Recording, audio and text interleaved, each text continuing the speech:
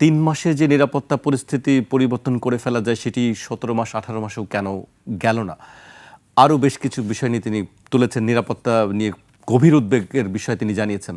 আসলে কেন আমরা এখনও নিরাপত্তা নিয়ে কথা বলতে হচ্ছে কেন আমাদেরকে? আমার মনে হয় এই সরকার পরিচালনায় যারা, তাদের সক্ষমতা, যোগ্যতা, ইচ্ছা এবং পরিকল্পনায় ব্যাপক ঘাটতি ছিল। এই ঘাটতিটা কী কারণে, সেটা হলো এখন গবেষণার বিষয়। দেখেন, 50 জনকে নিরাপত্তা দেয়া তো যথেষ্ট না। আজকে 50 জনের তালিকা যারা দিয়েছে, এই তালিকা দেওয়ার উদ্দেশ্য কি? এটা মানে আলোচিত হচ্ছে যে একটা হিট লিস্টে রাশেদি বলেছিলেন প্রথম যে 50 জনকে, বিভিন্ন জনের এরকম তালিকা ভাসছে, ভার্চুয়াল মিডিয়ায় আমিও দেখেছি। এই তালিকাটা যারা প্রচার করে বা দেয়, তাদের উদ্দেশ্য কি? ভয় ধরানো। এই ভয়টা ধরিয়ে তারা, মানে তাদের যে উদ্দেশ্য তারা সেটা হাসিল করবে, ভয় ধরিয়ে থামিয়ে রাখতে চায়। এখন আপনি ধরেন এরকম 50 জন বা 100 জনকে ঝুঁকিপূর্ণ মনে করে তাদেরকে বিশেষ নিরাপত্তার আওতায় আনা হলো।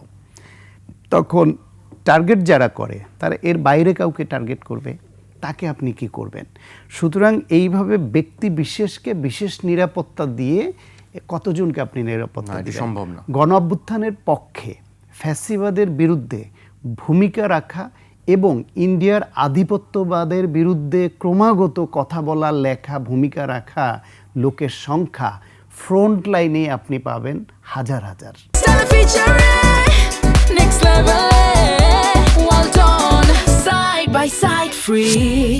কতজনকে নিরাপত্তা দিবেন? যারা ভয় ধরাতে চায়, আমাদের কণ্ঠ বন্ধ করতে চায়, কারো কার্যক্রম বন্ধ করতে চায়, কারো রাজনীতি বন্ধ করতে চায়, হাদির মতো স্পষ্টবাদী যে ছেলের বুকে আর মুখে এক উচ্চারণ ছিল, তার বুক যা বিশ্বাস করত মুখ তাই বলতো, তার মধ্যে অন্য রাজনীতিবিদদের মধ্যে বনিতা ছিল না। এরকম তো অসংখ্য আছে।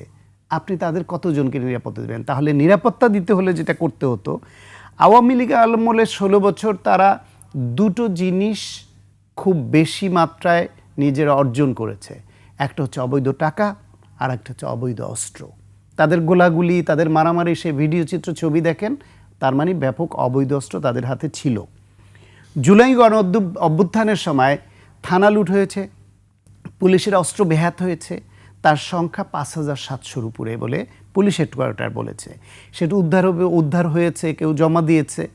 এখনও 1300 অস্ত্র মিসিং আছে। সেই মিসিং অস্ত্রের মধ্যে LMG, SMG মানে মেশিন গান, রাইফেল। তালিকার কথা বলছেন, তালিকার বাইরে যে অবৈধ অস্ত্রগুলি আছে, এই যে আমি তালিকাটুকুই ধরি, তাহলে দেখেন কত ভয়াবহ। সেই অস্ত্রটা আছে এবং যেগুলো জমা পড়েছে তার মধ্যে বেশিরভাগ অকেজ অস্ত্র।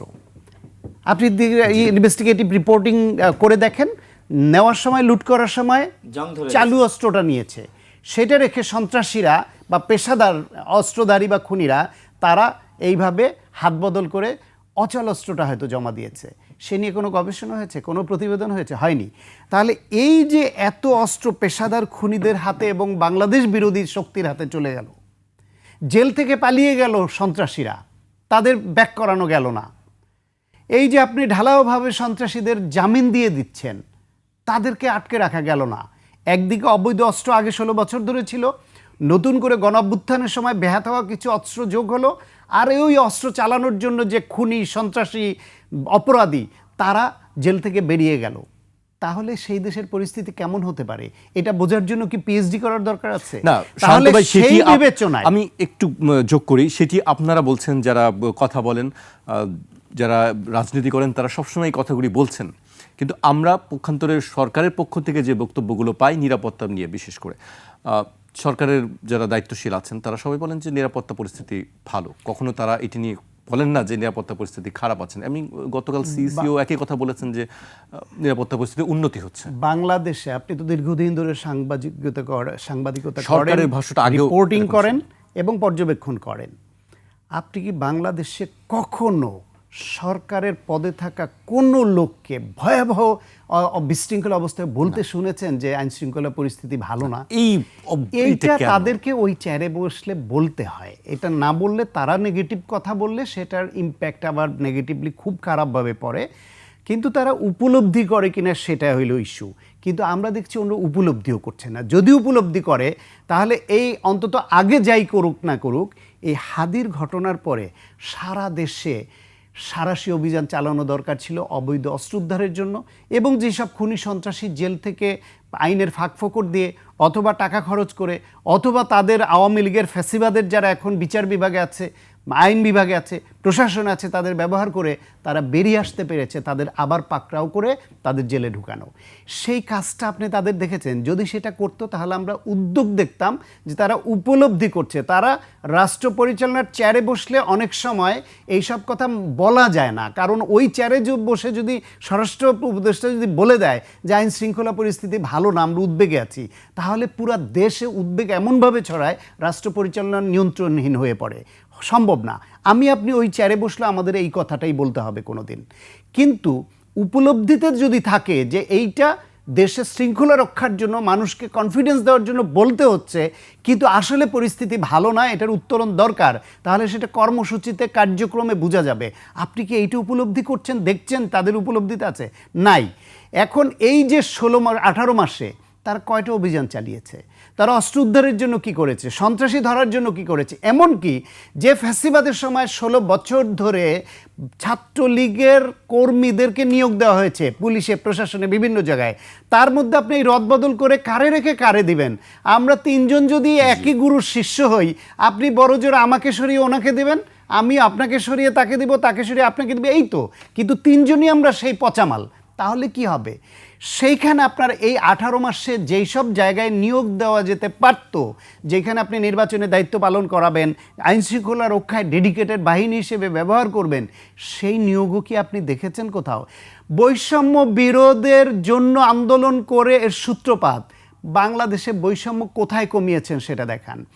এই যে চাকরি কোটা প্রথা, বৈষম্য বিরোধের জন্য যারা আন্দোলন করলো, যারা গণঅভ্যুত্থানে জীবন দেওয়ার জন্য রাস্তায় নামলো, সেই সব ডেডিকেটেড ছেলে মেয়েদেরকে এই সময় আপনার এইরকম জায়গায় নিয়োগ দেওয়া যেত না প্রতিযোগিতামূলক পরীক্ষার মাধ্যমে?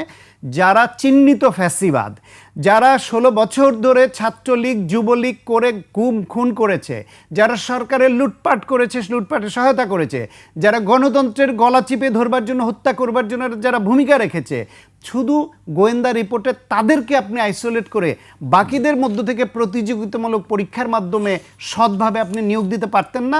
এই পুলিশে লোক 1 বছরের ট্রেনিং লাগে পুলিশে, বিশেষ পরিস্থিতিতে আপনার 6 মাস ট্রেনিং দিয়ে দিতেন, বাকি 6 মাস ইন সার্ভিস ট্রেনিং কাউন্ট করবেন, এই ঘোষণা দিয়ে এসআই এএসআই অন্তত এই পদে নিতে পারতেন। তো এই কথাগুলা ফ্রম দ্য ভেরি বিগিনিং বহু টকশোতে বলেছি। আমার মনে হয় ওনারা আমাদের কথা শোনেনও না, ওনারা খুব ব্যস্ত, ওনাদের যা মনে আসে, এবং ওনারা মনে করেন ওনারা বিশাল পণ্ডিত লোক, ওনার টেবিল ওয়ার্কে গ্লোরিয়াস বিভিন্ন হিস্টোরিক্যাল পজিশনও এক একজনের আছে, বড় বড় পদে কাজ করেছেন। সুতরাং আমাদের মধ্যে এই ছোটোখাটো মানুষদের কথা ওনাদের শোনার দরকার কি? এইসব টকশো, সেমিনার, পরামর্শ, কথা আমার ধারণা ওনারা শোনেনও না।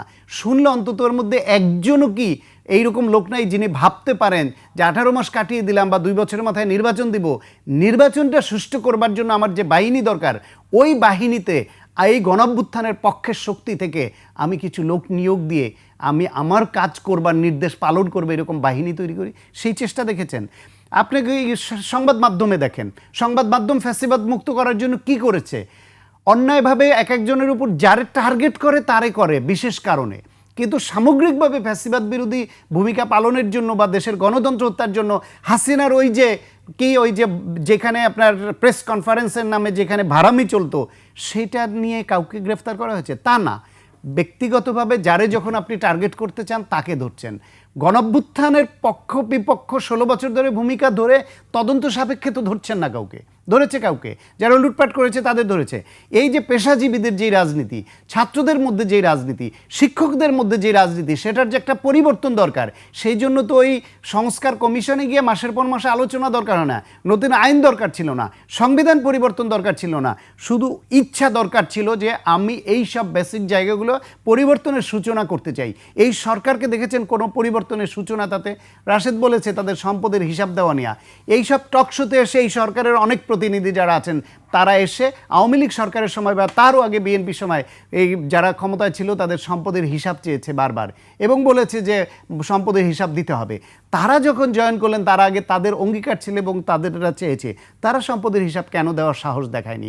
এবং আমি এটা আপনাকে আগাম বলে রাখি, তারা এই চেয়ার থেকে নামবে, আবারও তারা সেমিনার টকশো এখানে ওইখানে বুজুর্গ বক্তা হিসেবে আসবেন এবং তারা এসে তখন যারা ক্ষমতায় থাকবে তাদের সম্পদের হিসাব চাবে। আপনি লিখে রাখেন, তারা এই ক্যারেক্টারের লোক, আমি জানি। তাদের মধ্যে অনেকে আমার খুবই শ্রদ্ধাভাজন, খুবই পছন্দের মানুষ। আমার এখন দুঃখ হয় আমি ভুল মানুষকে কেন শ্রদ্ধা করি, কেন পছন্দ করি। আমি ভাবতে চাই, আমি এখন যে আমার কষ্ট লাগছে এটা ভুল প্রমাণ করুক তারা, শেষ সময় হলে বলুক আমরা ভুল করেছি, আমরা এই সম্পদের আমরা যখন জয়েন করেছি এই ছিল, এখন এই আছে, ভবিষ্যতে যদি এর থেকে বেশি সম্পদ দেখেন তাহলে আমাদের বিচারের আওতায় আপনারা আইনেন। এই কথা বলার সৎসাহস দেখতে চাই এবং যাদেরকে আমি রেসপেক্ট করতাম বা করি, যাদেরকে ভালো মানুষ আপনজন ভাবতাম, আমি ভাবতে চাই এখন যে আমার মধ্যে তাদের সম্পর্কে যে কিছু ধারণার পরিবর্তন ঘটছে এটা তারা ভুল প্রমাণ করে দেখ। আমি শ্রদ্ধাভাজন ব্যক্তিকে শ্রদ্ধার জায়গায় রাখতে চাই, সেই সুযোগটা তাদের করে দিতে হবে।